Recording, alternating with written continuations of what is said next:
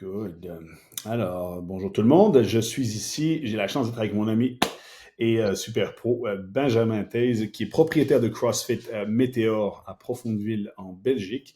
Donc, si vous êtes dans cette zone de l'Europe, ça vaut la peine de passer le voir. Benjamin est un coach qui est quand même très, très expérimenté dans ce qu'il a comme étudié et ce qu'il a testé avec plusieurs athlètes, ayant travaillé avec beaucoup d'athlètes d'endurance, expérimenté maintenant dans le CrossFit, évidemment.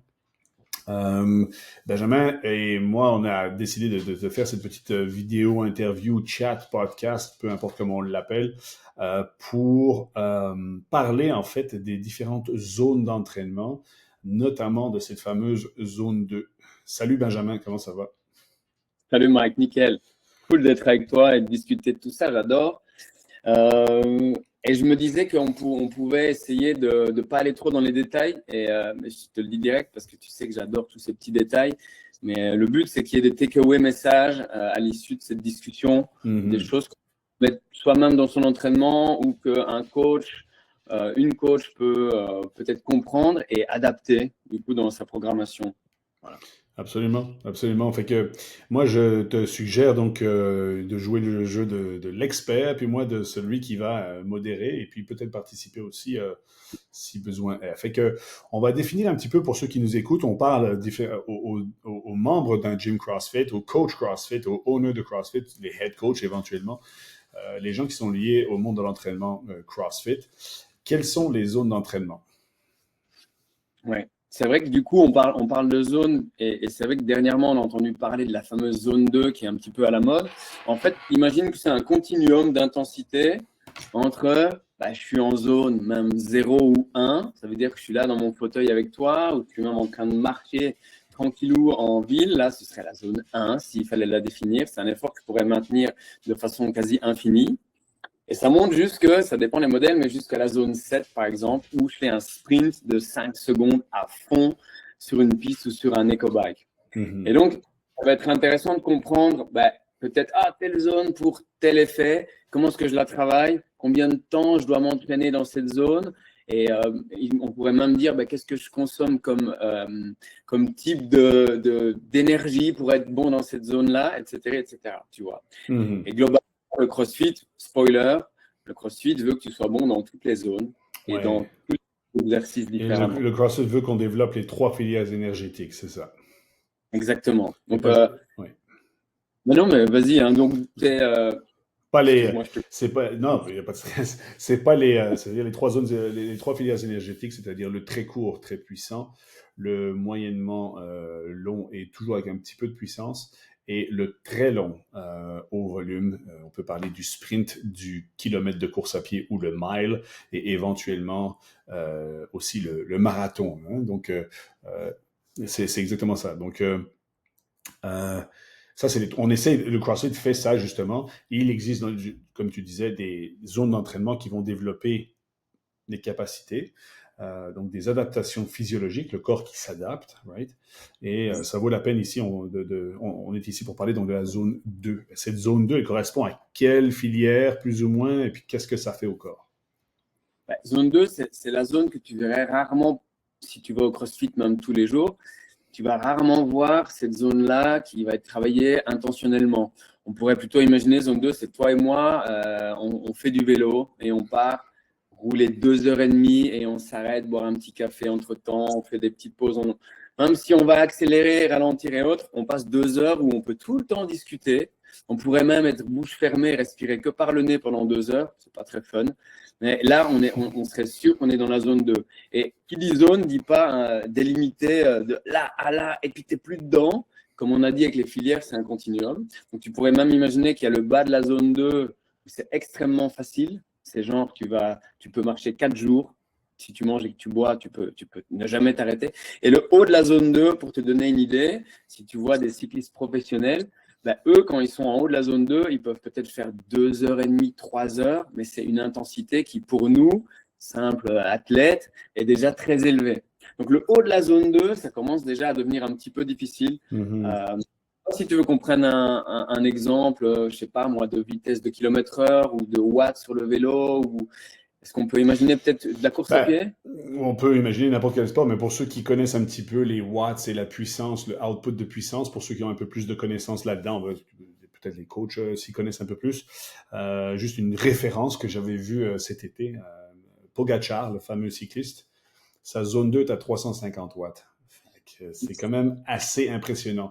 Pour vous mettre un petit peu dans le contexte, tous les adhérents de CrossFit, la montée sur un EcoBike et amener le chiffre qui est en plein milieu de l'écran. Je parle bien des EcoBikes de la marque Rogue, donc les écrans sont tous similaires. En plein milieu, il y a le wattage. Et j'aimerais que vous restiez à du 350 watts et puis que vous restiez là aux 60 minutes. Et de vous rendre compte que ça, c'est sa puissance lorsque lui est occupé à faire sa zone 2 pour se préparer à l'entraînement. C'est quand même assez impressionnant. Hein? Cet athlète est hors du commun. Peut-être que son adaptation physiologique est déjà très, très, très, très élevée. Surtout que dans la zone 2, alors quand on est tout en haut de la zone 2, comme ça, on ne va pas brûler non plus que des graisses, même si théoriquement, c'est ce qu'on recherche vraiment quand on fait de la zone 2. Donc lui, en tout cas, quand il est dans la zone 2, clairement, on va dire à 300 watts, mais on s'en fiche de Pogacar.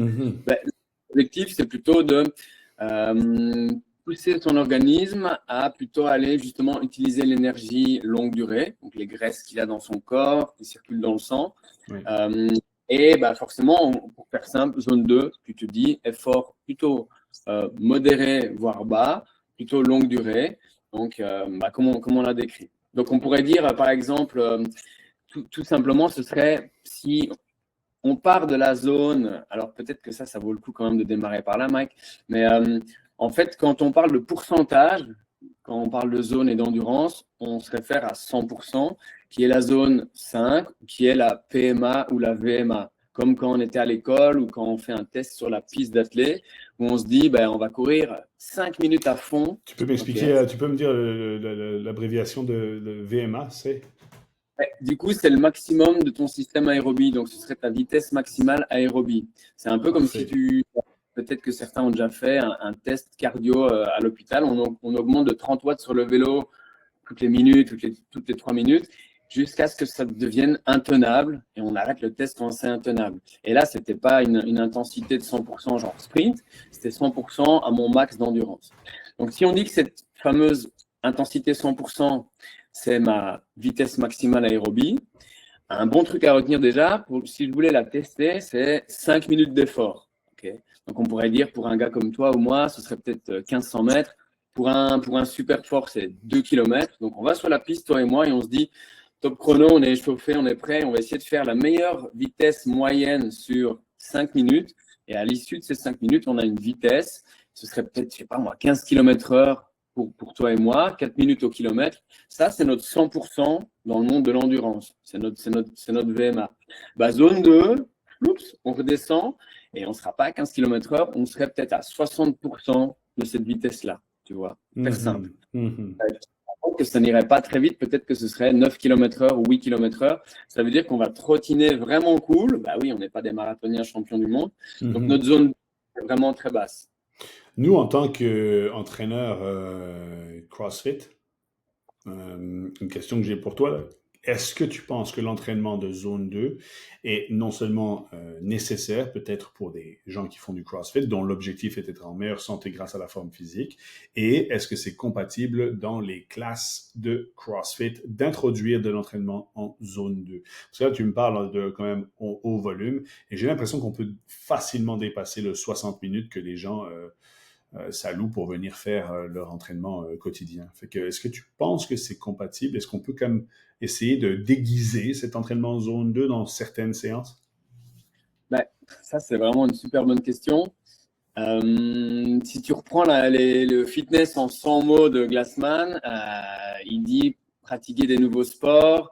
Je me demande s'il n'y a pas play outside, mais je ne suis pas sûr. Hein, mais en tout cas, aller à l'extérieur. Et on pourrait simplement dire que dans la salle, de la vraie zone 2, c'est vraiment délicat. Et puis, les personnes qui font tous les jours, peut-être que ça pourrait passer. Les personnes qui viennent 2 fois ou 3 fois par jour, elles espèrent quand même autre chose que on va faire 10 kills de rameur tranquillou. Okay, même si ce serait intéressant, je pense que pour une énorme partie de la population des personnes qui pratiquent le CrossFit, et encore plus les débutants ou les intermédiaires, en fait, il y a beaucoup d'intérêt à faire simplement de l'intensité au début. Ça va les porter, ça va augmenter leur fitness suffisamment. Okay. Donc, on parle beaucoup de zone 2, on parle beaucoup aussi d'entraînement polarisé. Ça veut dire soit tu fais de la zone 2 très lente, soit tu fais de la zone 4, 5, etc., très élevée, et tu dois trouver ton équilibre entre ça. Ça, c'est dans un monde vraiment idéal, et c'est peut-être plutôt pour les intermédiaires plus ou les très confirmés. Il ne faut pas tout mélanger. Pour tes adhérents qui font Fran demain, le workout Fran, 21-15-9, thruster pull-up pour le temps, right? Tu veux qu'ils travaillent dans quelle zone? C'est quelle zone, ça, Fran? Oui, bon. Du coup, Fran, si tu demandes à tes adhérents, aujourd'hui, les gars, je voudrais qu'on finisse Fran entre 2 et 6 minutes. Ça, ce serait déjà vraiment très intense. On peut dire que ça, ce serait plutôt des intermédiaires ou même peut-être des experts, tu vois. Du coup, entre 2 et 6 minutes, tu vas être entre la zone 5 et 6. Donc, on a parlé de zone 5 avec ton 100%. Oui. Donc, ça, c'est vraiment haute intensité. En fait, il y a encore 2 zones au-dessus. Et dès que je suis au-dessus de mes 100%, ouais, est-ce que je peux aller au-dessus de 100%? Évidemment que tu peux. C'est juste que tu ne vas pas tenir 5 minutes. Tu vas peut-être tenir 2 minutes ou peut-être même 3 minutes. Et est-ce que c'est très intéressant d'aller dans cette zone-là? Mais complètement. Moi, en parlant de la zone 2, je te disais, ça peut être cool d'équilibrer en allant le dimanche dans la nature. Ou peut-être le jeudi, c'est le jour où je ne vais pas au CrossFit. Justement, le jeudi, je vais être chez moi et je vais peut-être faire du tapis ou je vais courir ou quelque chose comme ça. Donc, c'était pour ça, en fait, que je voulais te poser cette question. C'est que les adhérents, là, maintenant, ils vont se dire, OK, zone 1, 7, zone 4, 3, 2. Bon, c'est juste qu'ils puissent, en tout cas, relate. C'est un petit peu, voilà. Je peux dire zone 5, mais la réalité, c'est plutôt au-dessus de zone 5. Et en fait, c'est pas comme sur une machine où on se dirait, Mike, on va faire 5 minutes d'éco-bike et tu vas essayer 350 watts, par exemple, pendant 5 minutes. C'est dans un effort vraiment constant de 5 minutes, infernal. Fran, il y a quand même ce truc élégant entre 2 mouvements complémentaires, avec quand même une mini transition où il faut aller chercher sa barre pour faire les thrusters. Et donc, même si c'est quand même très élevé, il y a quand même un petit peu fluctuation, effectivement.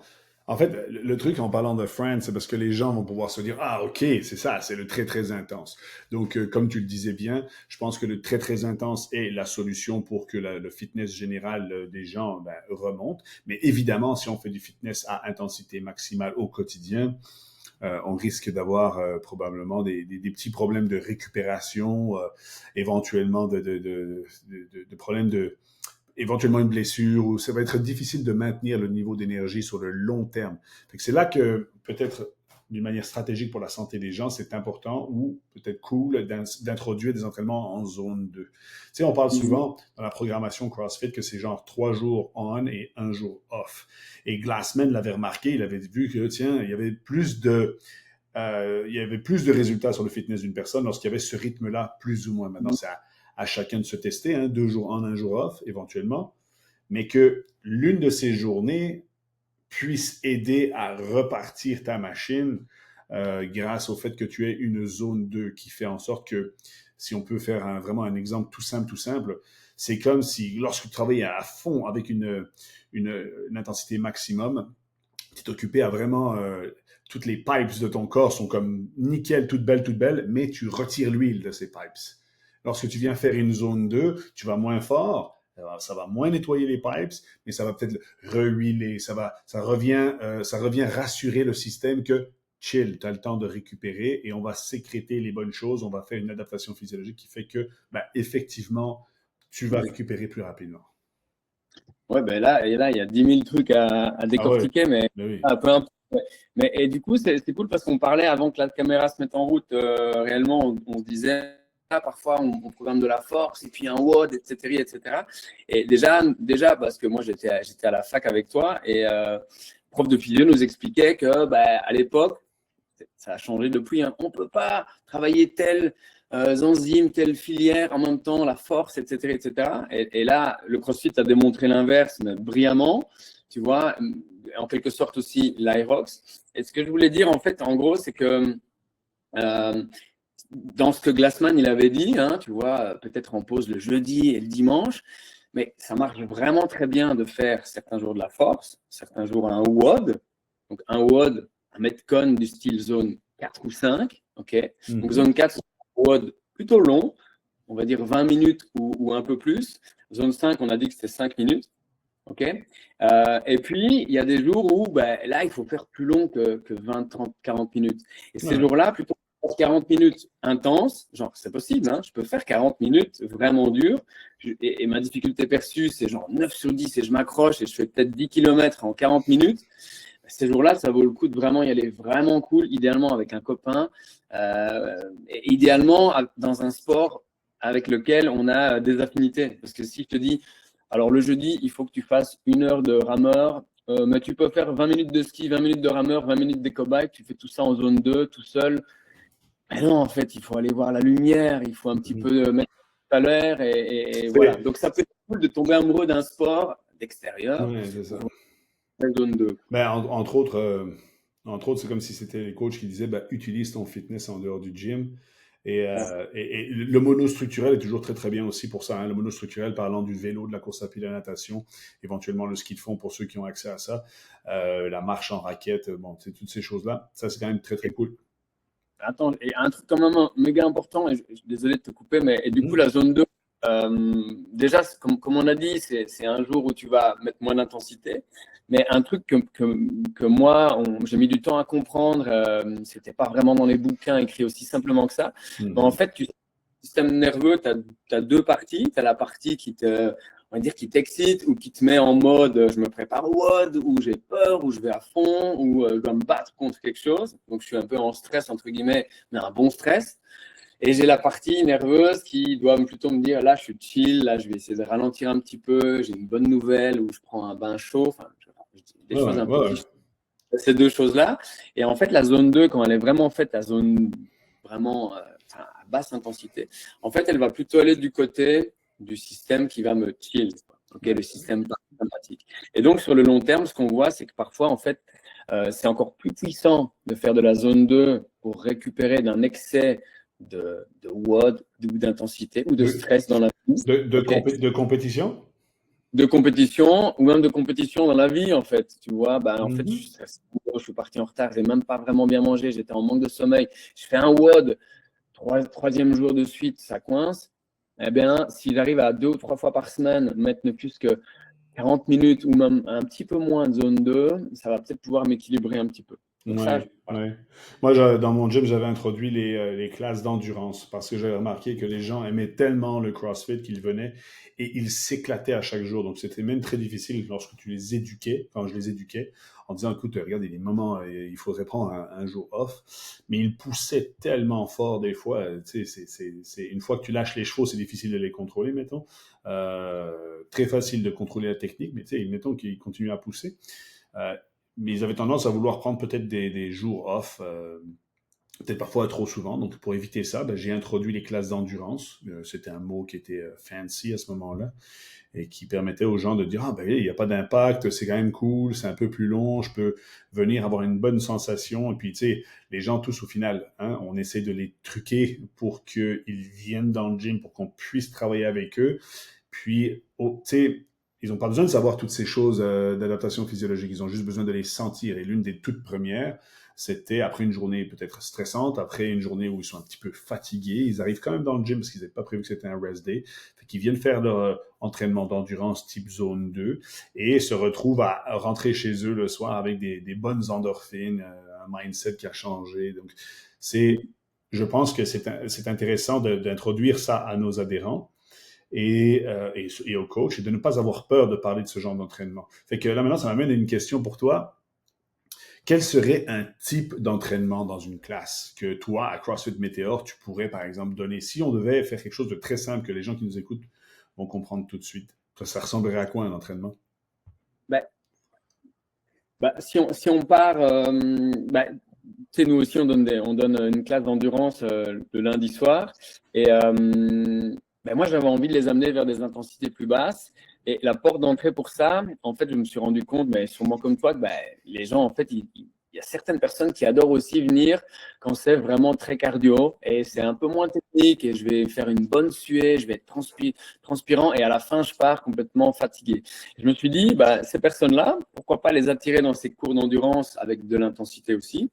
Et petit à petit, les éduquer sur, ben, en fait, il y a plusieurs vitesses à votre voiture, ben, il y a plusieurs zones, et on va jouer un petit peu avec toutes les zones, et ça va vous aider dans les WOD également. Okay. Si vous connaissez vos watts sur le vélo, ou votre allure aux 500 mètres sur le rameur, par exemple même sur un 2 km ou sur un 500 mètres, vous allez pouvoir choisir les bonnes vitesses dans le WOD. Et le jour où, par exemple, on programme un WOD plus cardio, par exemple, on pourrait dire, on va dire même qu'on a une classe de 12, mais qu'on a que 6 vélos, tu vois, 6 éco-bikes, on pourrait dire, on va mettre une minute d'éco-bike et une minute où on est sur le rack à faire des pull-ups, par exemple. Suivi même, comme ça, non-stop. Une minute, une minute, une minute, une minute. Sachant que tu peux alterner les deux et tu bloques avec la minute pour te simplifier la tâche. Donc, ce n'est pas un AMRAP. Plutôt, c'est pas une tâche, excuse-moi, c'est pas une tâche à faire et puis je switch. On pourrait dire, ben, voilà, aujourd'hui les gars, il y a 8 fois une minute. Attention, c'est un long WOD. Vous avez vu qu'il y a une minute de vélo et une minute sur le rack à faire des pull-ups. On va bloquer, par exemple, le temps des pull-ups à 40 secondes. Donc, vous aurez 20 secondes pour arrêter les pull-ups et retourner tranquillou sur le vélo. Et du coup, le fait de les avoir un petit peu aidés à connaître leur zone 4, par exemple, si tu veux, dans ce mode-là, faire tout zone 4 sur le vélo parce que les pull-ups vont être quand même taxants au niveau cardio, bah, tu peux peut-être te dire, bah, on va capitaliser sur ce qu'on connaît comme zone chacun pour dire, bah, voilà, je vais respecter tel watt sur l'éco-bike et je vais alterner sur les pull-ups. Je ne sais pas si c'était bien clair mon exemple. Oui, en fait si tu parles, tu t'adresses au coach, les adhérents ont bien compris qu'il y aura des minutes, donc c'est un minimum, donc c'est tout ce que les adhérents doivent comprendre. Le coach, ce qu'il doit comprendre, c'est que tu viens de créer ici en disant, c'est le 40 secondes et un certain wattage. Tiens, la discothèque est repartie chez toi. Avec la lampe de poche. Donc, ce que les coachs doivent comprendre, c'est qu'il y a un ratio que tu crées, qui est un ratio travail-repos de 2 pour 1. Right? Exact. Et que, sachant que quand tu as un mouvement de gymnastique comme le pull-up, ben, 40 secondes de pull-up, il n'y a personne qui fait ça unbroken.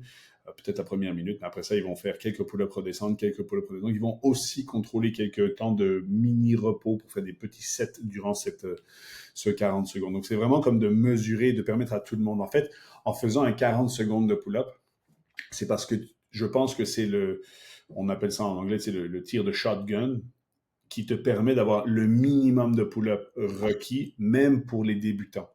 Les avancés vont probablement faire leur montant de pull-up requis, ils vont pousser un petit peu, mais ils ne travailleront pas le 40 secondes, ils vont comprendre, ils vont probablement s'arrêter aux alentours du 33-35 secondes. Les plus débutants vont probablement travailler le 40 secondes au complet, mais ils vont y aller plus lentement dans leur exécution.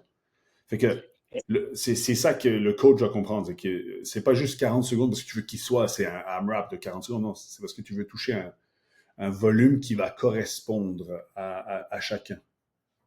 Eh ben, du coup, pour rebondir là-dessus, parce que c'est vrai que c'était pas super clair mon truc, mais bah, deux choses en fait. En gros, déjà, on est en train de dire qu'avec du mouvement fonctionnel, on peut d'office faire quelque chose de cardio, mais ça, on le savait déjà vraiment bien. Et du coup, ça m'amène à dire qu'on pourrait même imaginer que les adhérents, ils connaissent, ou le coach sait plus ou moins, et c'est ce qui se passe dans les faits. En fait, imaginons que ce n'était pas des pull-ups, mais c'est quelque chose de plus facile à tester. On va dire, bah, vous savez quoi les gars, on va déterminer le nombre de burpees par minute qu'on peut faire. Et on va dire qu'il y a la zone 5 ou 6, ce serait tenir 3 minutes à fond. C'est peut-être 20 burpees par minute. Cool. Maintenant, par contre, on pourrait imaginer, on va faire 20 minutes de burpees non-stop. On ne va pas le faire, évidemment. Exact. Mais là, combien? Ce serait quoi? Ce serait 12 burpees par minute? Ce serait peut-être 9, Robert? Et donc, c'est plus facile de compter un pourcentage à partir du moment où tu connais. Ben, c'est un peu comme quand on fait du lifting. Hein. C'est qu'on te dit, OK, on va faire 5 séries à 60%. Ben, c'est sûr qu'il faudrait avoir été chercher son one rep max pour ça. Et bon, c'est plus compliqué. Donc, pour les coachs, parce que je sais que tu vas bientôt devoir y aller, pour que les coachs comprennent, c'est bien d'établir, de tester. Tu sais, tu peux te retrouver devant un lift où les gens disent, mais moi, mon one rep max, je l'ai fait il y a 6 mois. Puis, tu sais, entre les deux, il y a eu un bobo, ils ont eu des vacances, le one rep max n'est plus relevant, comme on dit, n'est plus d'actualité. C'est un peu la même chose avec ta quantité de burpees. Fait que le coach, s'il est intelligent, il va rester up-to-date. Il sait que 20 burpees par minute pendant 3 minutes, c'est extrêmement difficile à maintenir. Fait qu'il le sait, ça, déjà. C'est pas quelque chose qui est donné à tout le monde de faire ça. Donc, tu dois connaître un petit peu. Tu sais, si toi, tu as un point d'interrogation sur le front quand je te demande est-ce que 5 burpees par minute, c'est difficile, OK, le coach n'a pas mesuré, n'a jamais testé ça, que ce soit sur lui-même ou avec quelques-uns de ses adhérents. Donc, c'est toujours intéressant parce que tu vas pas toujours avoir le temps de faire tes 3 minutes de test, tu sais, mais c'est bon de les connaître. Tu sais, si je te parle là maintenant de l'EcoBike, et que je te dis, écoute, Ben, on va se taper 30 calories à la minute pendant 3 minutes back-to-back. Là, tu vas me dire, ben là, Mike, j'ai compris. Pourquoi? Parce que tu t'es déjà, toi, assis sur un EcoBike et que tu as déjà testé. Fait que le coach va toujours essayer c'est pas le chiffre parfait, mais le coach va savoir, OK, 30, c'est énorme, c'est faisable, mais il faut vraiment être allumé. Tu sais, il faut vraiment pousser fort. Fait qu'on va aller chercher toujours des jeux comme ça. Et fait, ça m'amène à la prochaine question, en fait, et qui sera probablement notre dernière.